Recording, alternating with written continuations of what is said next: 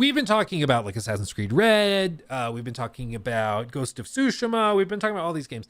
And some people have been going in here and saying, oh, Luke, you got to check out Phantom Blade Zero, because this apparently is basically Ghost of Tsushima 2. It's basically like a little spin-off type style game. It's going to be really, really cool. And it seems interesting enough. As for whether it's like actually going to live up to that level of hype and expectation, I am a little more skeptical. We saw this trailer. When was it? Was it at like Summer Games, something like that? Or at the PlayStation showcase or something? I don't know. I think graphically it looks good, especially when you're cranking it at 4K and YouTube compression doesn't totally screw it up, which YouTube compression sometimes does. It looks graphically pretty solid. Where it stands out though is in the animations within combat. Yeah, this is the trailer that made all of us think it was Ghost of Tsushima 2. Yeah, it definitely has a different look. I think Ghost of Tsushima had a much more interesting art style. This has like your standard, I don't know how to describe it, but it's like over sharpened a little bit, I think. And the color palettes are very flat in comparison. Ghost of Tsushima has a very like highly varied color palette, whereas this is much more flat, much more gray. It's why oops, I just screwed that up. It's why to me it like feels almost like a PS3 to PS4 game, but like remade, because it has that same sort of art style and color palette. In terms of sequences and everything, like here you can see combat play out. This is what captivated people. Up to this point, everybody was like, I don't know. It seems like could be fun. But then they show how combat works. And people were like, okay, this is either really, really good, or they are scripting this and making it look like way better than it is. These little like parries and then like taking down two people at the same time. Crazy cool. And then it's got like almost mech stuff coming into play. You know, as far as we can tell, a very minimalistic UI as well. Who knows if this is what it actually looks like when you're playing the game? Probably not. There probably is UI. They just turned it off for the trailer, but that's interesting. I like the look of that. And like they show some platforming, some exploration. So it makes you wonder how big the levels are. There's clear like Sekiro influences. Could be really cool. Could be really, really cool. So this got people really interested. People are going to check it out. I think it looks interesting. Like this boss fight looks crazy. He's just standing on the two horses while you fight in the wagon. That's awesome. Like I've always said, I think that From Software games could benefit from some more boss fights and sequences that are a little bit more linear like this. I think it could be really, really cool. There's some fights like that in Sekiro that they experimented with, but I think that for some bigger games like Elden Ring, it could be cool to see stuff like that play out. It's interesting. It's interesting. But similarly to Star Wars Outlaws, people felt that the animation sets and everything looked almost too good to be true. It seemed like very scripted, like you're saying in chat, DN, almost choreographed.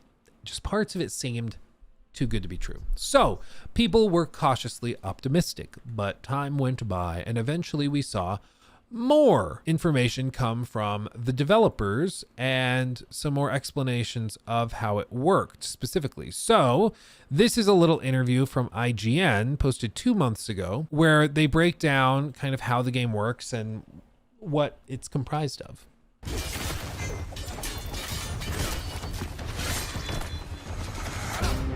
In Phantom Blade Zero, you play as Soul, an elite assassin framed for the murder of a high-ranking official of a mysterious organization known as the Order. The resulting manhunt left you on the verge of death, but thanks to a mystic healer, you were wrenched free from the grasp of oblivion. But the only catch, this makeshift cure only lasts 66 days. With the time you have left, you'll need to uncover the truth behind this conspiracy and fight back against powerful foes and inhuman monstrosities. This is Makes me wonder, 66 days, I'm sure they'll delve into this.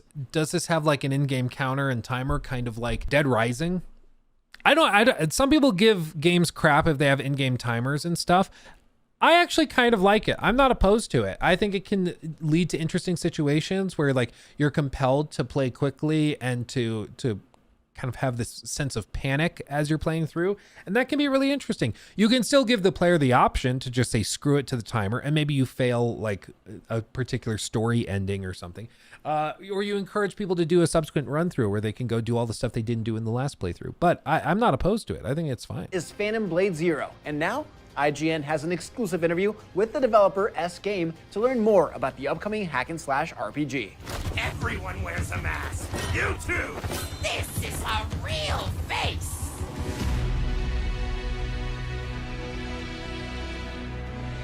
Presented by Phantom Blade Zero.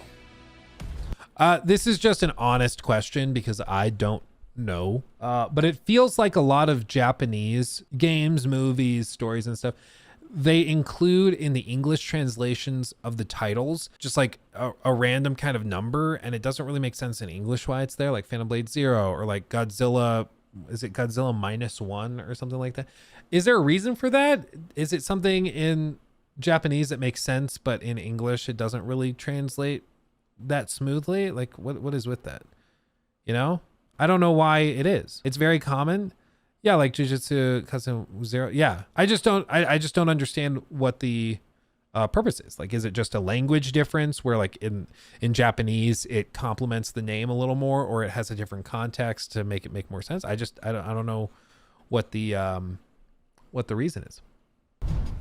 What's up, everybody? I'm Alan Wheeler, and joining me today is Mike Peng, Senior Vice President of Publishing and Soulframe, the founder of S-Game and the creative force behind Phantom Blade Zero. He just goes by Soulframe. Baller. Okay. Soulframe, you studied architecture in Beijing and New Haven. How did this education inspire the development of S-Game and Phantom Blade Zero?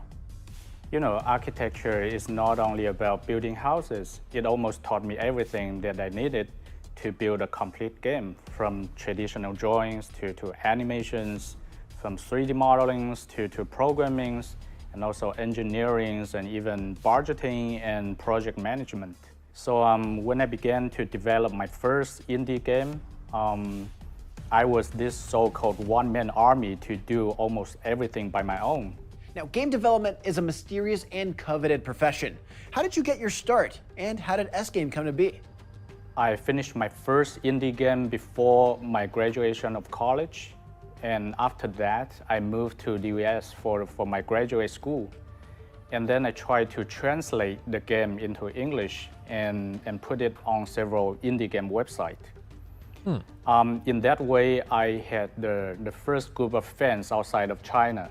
And yeah, this is even beyond gaming because it really helped me to overcome the loneliness and frustrations as an international student just arrived the country, because I didn't have many real friends in real life at that. I mean, I'll be real. I when I was in college, we had a lot of international like transfer students.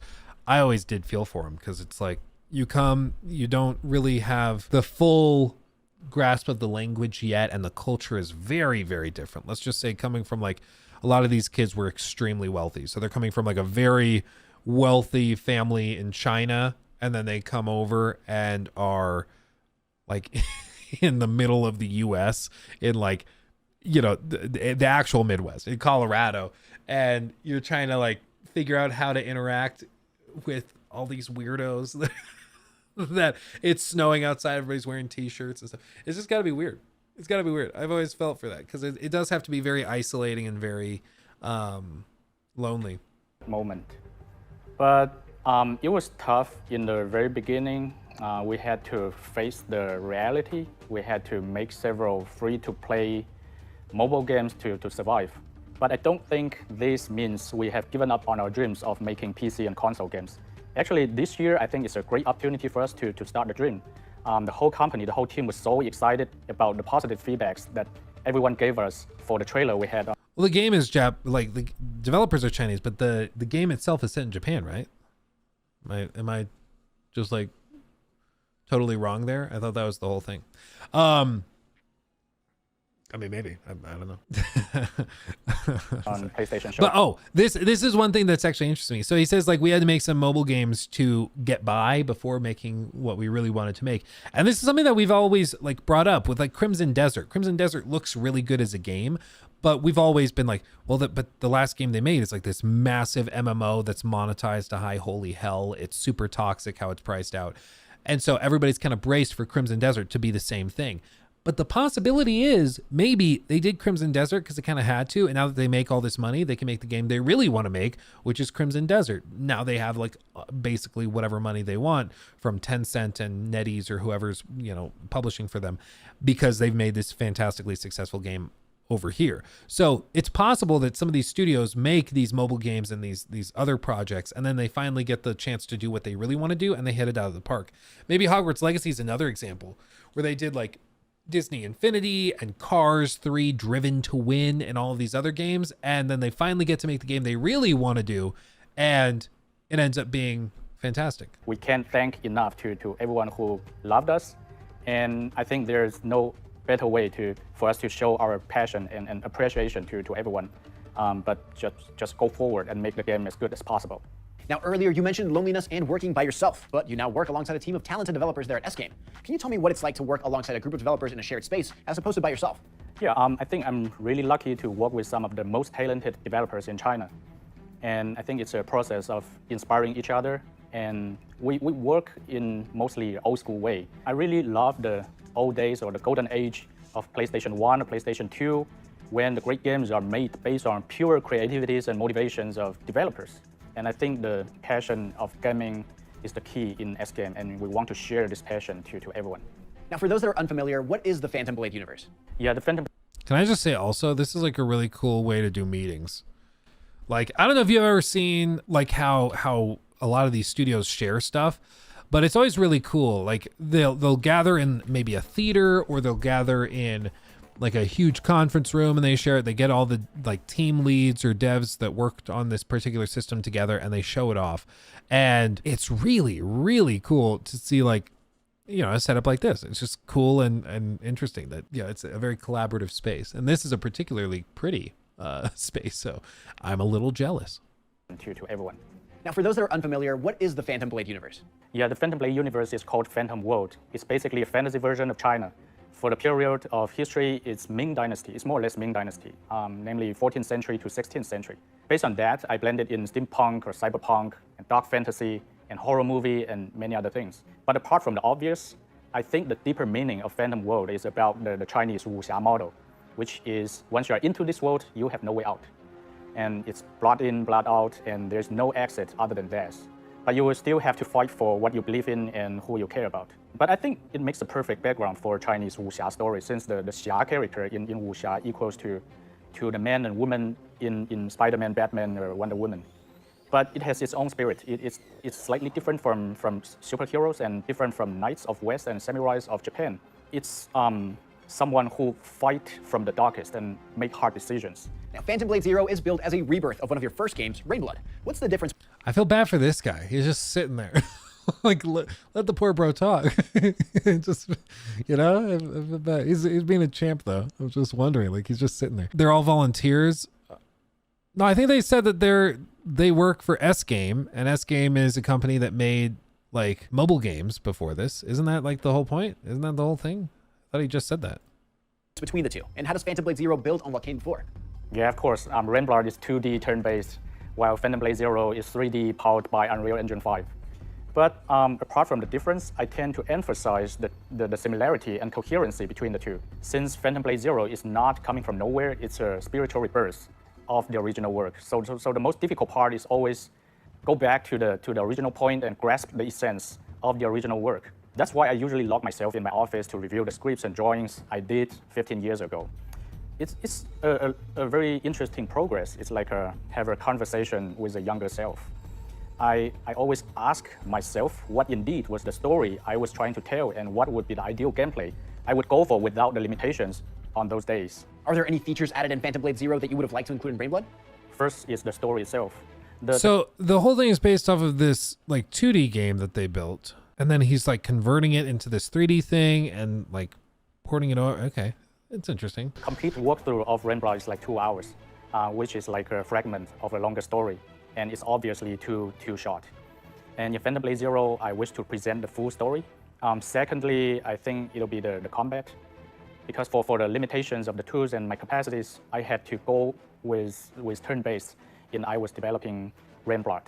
Obviously, we have changed it to real-time and fast-paced combo action RPG.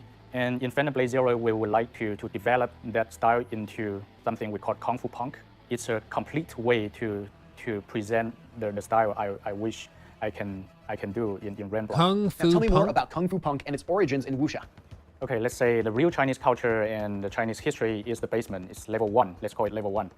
And based on level 1, there are a bunch of novelists and filmmakers back in 20th century built a whole new paradigm of fantasy that we call wuxia today.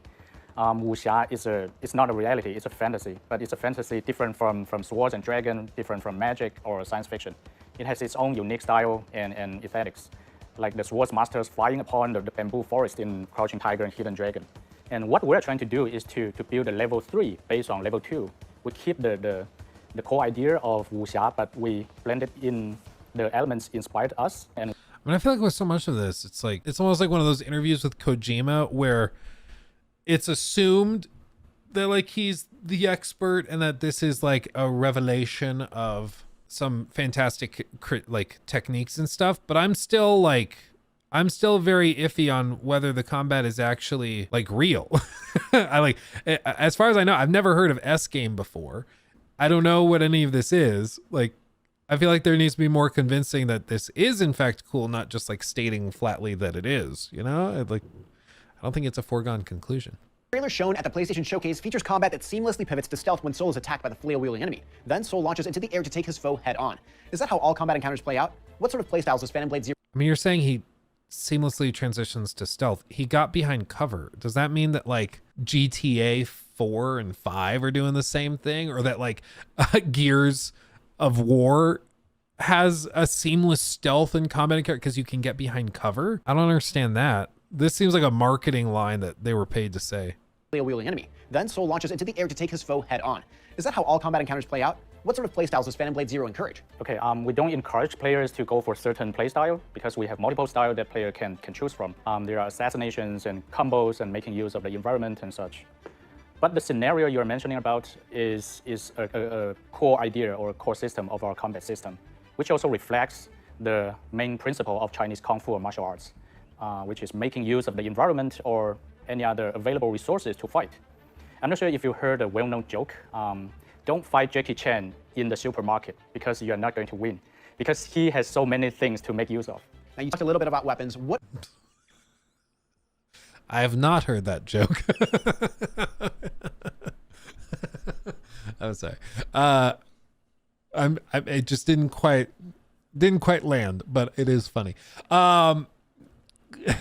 yeah, that's just a cover shooter system applied to an action game. Yeah, with these things, like they're saying it's presented by Phantom Blade Zero, you know, in the actual description they say it, in the beginning of the video they say presented. So I don't know if this was like a paid promotion thing where they paid to showcase some of this stuff, and you know, as a result they kind of framed some of the questions. And so like whenever I hear an interviewer or something saying something like that doesn't really make a lot of sense. It doesn't sound to me like the journalist wrote the question. It sounds like a marketing person wrote the question, which there's a place for like promoted content within game distributing and game marketing. Like, absolutely. I'm not complaining about that. I would just ask that it be a little more transparent. Maybe this isn't in fact like paid for, but if it's not paid for, I would say that IGN should be doing more work to like call out an obvious Other like weapons marketing line when the marketing line comes about, you know, because like that doesn't make any sense. It seamlessly transitions between action, combat, and stealth because he can stand behind a pillar for cover. How does that make any sense? Like,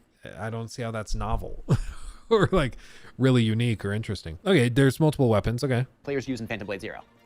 In our game, player will equip 2 weapons. One is the main weapon, and the other is a secondary weapon that we call Shachi weapon. The main weapon is different kinds of blades, since you are a blade master. The movements are different according to different length and different weight of the blades, and there are also dual blades. So yeah, this is the traditional part. And we have more than 20 different types of secondary weapon or Shachi weapon. With this shotgun weapon, you can experience the most creative design, from cannons to lancer, from axe to It's like Lies of P or Sekiro, basically just like an arm attachment that gives you those things. Okay. big hammer to break the shield. So a combination of a main weapon and shotgun weapon means a combination of the tradition and the imagination also. To add on to that, what does gameplay look like between combat encounters in Phantom Blade Zero? How can players upgrade and customize Soul over the course of the game? Okay, between encounters, there are tons of explorations and character development to do. We have these sophisticated map designs with dungeons and side quests and NPCs, and powerful weapons, powerful items, and also powerful enemies are hidden everywhere in different corners of the game. And for the character development, we have gears to collect and upgrade. We have skills to also collect and learn and master. And all of these are from the chests and bosses and different corners of the game you have to explore. Now, your company, S-Game, is also hard at work on a separate game called Phantom Blade Executioners. How does it tie into Phantom Blade Zero? And do people need to play Phantom Blade Executioners before Phantom Blade Zero? Okay. Do you have to read The Hobbits before reading The Lord of the Rings? I don't think so, right? But I think Phantom Blade Executioner is under development and maintenance of another independent team inside S-Game. But I don't want to mix things up here. It's a great game. If you are into this kind of game, it's totally worth it to try because it's top-notch in the standard of a mobile game. But I totally understand not everyone is a big fan of a free-to-play game. So if you're not a big fan of this kind of game, you don't have to play it only for your interest on Phantom Blade Zero. You just wait for Phantom Blade Zero, right? Phantom Blade Zero is the next big step for Okay. So, I mean, it could be really cool. I see that there's a lot of tropes of these types of games at play here. It seems like they're trying to frame it as really novel, but it seems like, you know, they are a mobile game developer that now is also making a console / PC game, and that could be awesome. I'm sure this is kind of their passion project while they're making the mobile game to pay the bills. It's interesting. I don't see anything that seems particularly novel. There wasn't really a deep dive in the combat itself. And that also concerns me a little bit, just because I would hope to see a little bit more information about it. Who knows, maybe we will get that. I don't know. Yeah, what a natural interview. IGN didn't sound like a robot at all. It's because I think the questions were provided. We've had this happen with us where we've had brands and developers for games reach out. And you guys know I only do promotions of games, or I'll only make a video for a game if they say I'm allowed to say whatever I want. That's my requirement. If you say, hey, Luke, try this game, share it with your audience, I'll say, okay, especially if they're paying me, as long as I'm allowed to say whatever I think, especially good or bad. Now, if I know the game is going to be bad, if it's like, hey, Luke, we want to pay you to make a video, like an I tried video on the day before or something, and like, I know that that's going to be a bad game, I probably am not saying yes. I'm probably going to be like, well, I need to be allowed to say whatever I think. And you can see the past videos I've done, full transparency. I have not, like, I've been a little critical prior to this. And I want to, because I don't want to lie to them or make them think that I'm going to promote it, you know, like, and pump it up, even though I'm not. So we try to be transparent with it, but the requirement is always that a company has got to let me say whatever I want to say. And if they are willing to do that, awesome. But if they are not comfortable with that, too bad. We're not doing it. And I've had companies reach out and they're like, we want you to describe it this way. And they provide, in quotation marks, word for word what they want you to say. This is why you'll see those ads on TikTok where it's like the person is like, oh my God, this game is so fun. And the character designs are so well crafted and artistically, it's so beautiful and all that. It's like, it just doesn't make any sense at all. It doesn't make any sense at all. And I'm like, nobody talks that way. I don't talk that way. I was never going to talk that way. This is not how it works. But it's a lot of creators, like, I think when you're starting out, and for some of these like TikTok types, because it's so short, you know, it's like a 30-second video, you put it up and then people forget about it within a day. So they take it, even though it pays like $50, they take it, make that cringy video, and then it gets promoted everywhere and everybody hears it. And it's just stupid. But yeah, my requirement's always been for this type of thing, I have to be allowed to say whatever I think. And it seems to me in that IGN interview, maybe not, but it seemed that they were provided questions, because that didn't sound like a human being talking. It sounded like PR questions. He took my thing. Red flag.